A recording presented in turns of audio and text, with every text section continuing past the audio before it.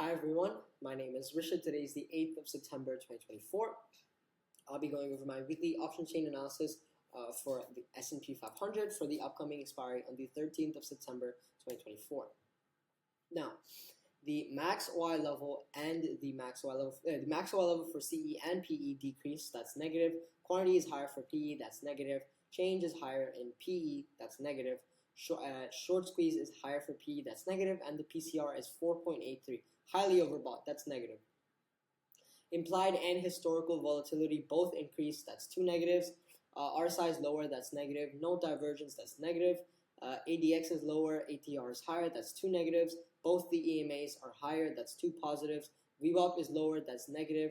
Pivot point is higher, that's positive, and candlestick is bearish, that's negative. Support is 5,400. Previous week's support was 5,600. The current resistance is also 5,400, and the previous week's resistance was 5,650. And the overall prediction from the option chain is that the S&P 500 goes down this week. Thank you for watching. Enjoy, and I will see you in the next video.